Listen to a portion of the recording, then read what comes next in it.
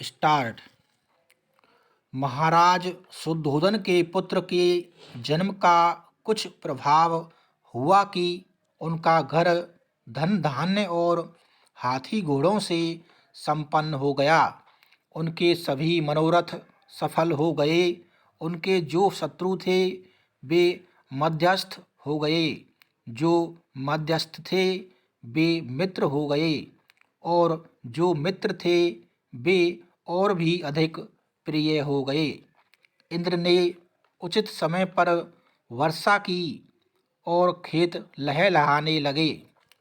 महाराज शुद्धोधन के राज्य में धार्मिक जनों ने स्वर्ग जैसे सुंदर उद्यान, देव मंदिर, आश्रम, कुएं और तालाब बनवाए। राज्य में किसी ने धन के लोभ के लिए धर्माचरण नहीं किया और धर्म के लिए किसी प्रकार की हिंसा नहीं की। इस तरह उनका राज्य चोर, शत्रु आदि के भय से मुक्त, स्वतंत्र और धन धान्य से संपन्न हो गया। सूर्य पुत्र मनु के समान इस राजा के राज्य में बालक के जन्म काल से ही सर्वत्र प्रसन्नता छा गई।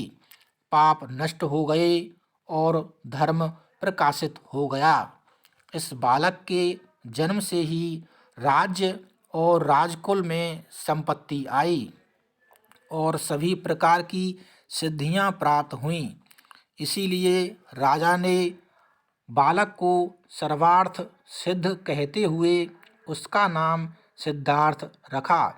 महारानी माया अपने पुत्र को का देवर्षियों जैसा प्रभाव देखकर अतिशय प्रसन्न थीं, पर इस आनंदातिरेक को वह अधिक दिनों तक सह न सकीं और कुछ ही दिनों में स्वर्गवासी हो गईं। माता के स्वर्गवासी होने पर मौसी गौतमी ने उस बालक का अत्यंत स्नेहपूर्वक लालन पालन किया। बालक उदयाचल पर उदित सूर्य के समान, वायु प्रेरित अग्नि के समान तथा शुक्ल पक्ष के चंद्रमा के समान धीरे धीरे बड़ा होने लगा। सगे संबंधियों और मित्रों ने बालक को अनेक उपहार दिए। किसी ने बहुमूल्य चंदन के खिलौने दिए तो किसी ने मोतियों की माला दी, किसी ने सोने के रथ तो किसी ने सोने चांदी की रंग बिरंगी पुतलियां दीं। इस प्रकार बालक सिद्धार्थ विविध प्रकार की बाल क्रीड़ाएं करते हुए बड़ा होने लगा। सिद्धार्थ की कुमारावस्था बीतने पर राजा ने अपने कुल के अनुरूप उसका विधिवत उपनयन संस्कार किया। बालक की शिक्षा दीक्षा ही की समुचित व्यवस्था की। बालक सिद्धार्थ अत्यंत मेधावी था। जिन विद्याओं को सामान्य बालक वर्षों में सीखते हैं उनको उसने कुछ ही समय में सीख लिया।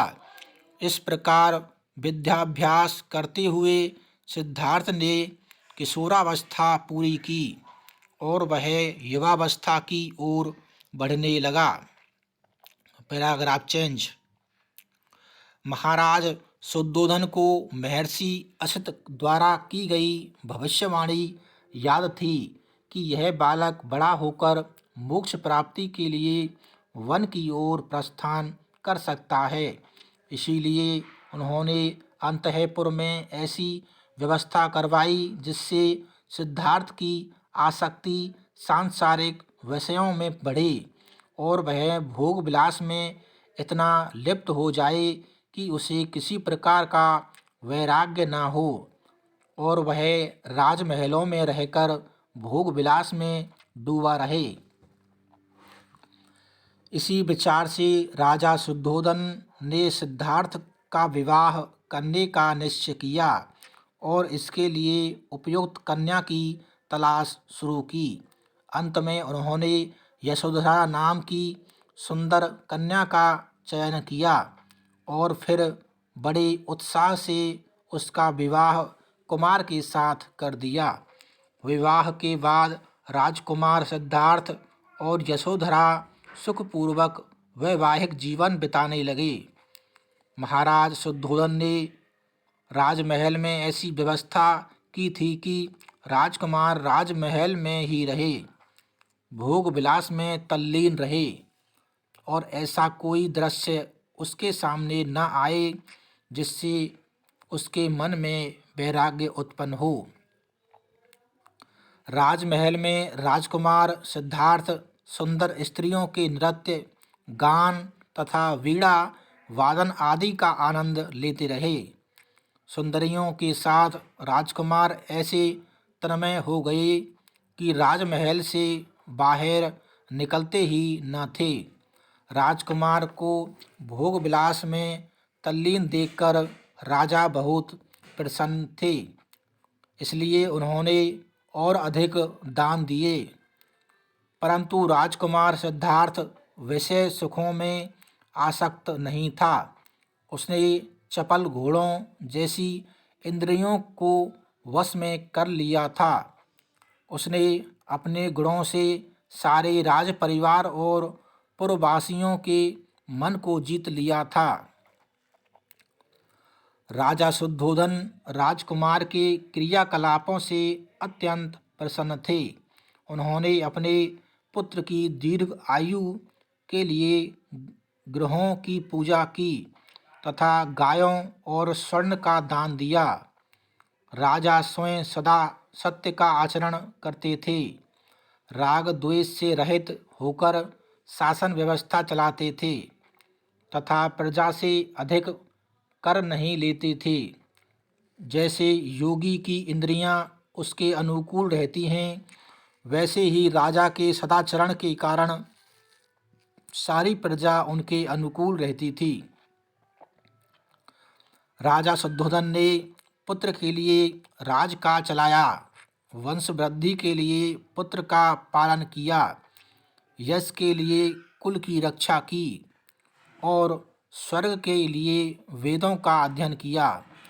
सामान्यतः राजा अपनी राज्य लक्ष्मी की रक्षा के लिए पुत्र की रक्षा करते हैं, परंतु इस राजा ने धर्म रक्षा की इच्छा से पुत्र की रक्षा की। एक बार राजकुमार सिद्धार्थ ने सुना कि राजमहल से बाहर एक सुंदर उद्यान है।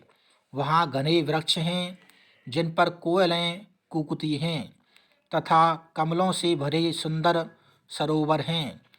राजकुमार सिद्धार्थ को वह उद्यान देखने की इच्छा हुई।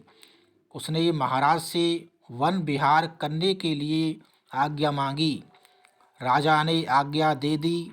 वे चाहते थे कि राजकुमार के मन में किसी प्रकार का वैराग्य भाव उत्पन्न न हो, इसलिए अनुचरों को ऐसी व्यवस्था करने की आज्ञा दी कि जिधर से राजकुमार निकलें उस मार्ग पर कोई रोगी या पीड़ित व्यक्ति दिखाई न दे।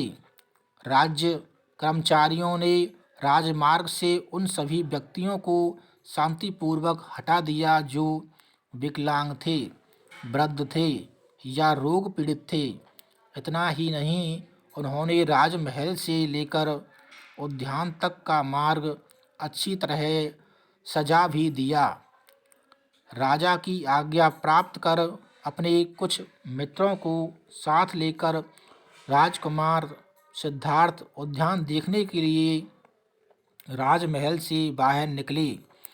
वे स्वर्ण आभूषणों से अलंकृत और 4 घोड़ों से युक्त रथ में बैठे थे, जो श्वेत पुष्पों और पताकाओं से भली भांति सुसज्जित था। जब नगरवासियों ने सुना कि राजकुमार पुरकानन देखने जा रहे हैं, तो राजकुमार के दर्शनों के लिए वे अपने अपने घरों से बाहर आ गए। उन्होंने मन ही मन उनका अभिवादन किया और उनके दीर्घ जीवन के लिए शुभकामनाएं व्यक्त कीं। राजपथ पर राजकुमार के दर्शनों के लिए जगह जगह प्रजाजन एकत्रित हो गए थे। स्त्रियां अटारियों पर चढ़कर या झरोखों से झांककर उनका दर्शन कर रही थीं। सुंदर वेश वाले प्रवासियों से भरे इस राजपथ को देखकर राजकुमार सिद्धार्थ बहुत ही प्रसन्न थे। उन्हें लग रहा था जैसे उनका यह नया जन्म हुआ है। राजकुमार और पुरवासियों को इस प्रकार प्रसन्न देखकर देवताओं को बड़ी चिंता हुई। वे सोचने लगे कि यदि कुमार में वैराग्य भाव पैदा नहीं हुआ तो क्या होगा। इतने में सिद्धार्थ को राजपथ पर एक वृद्ध पुरुष दिखाई दिया।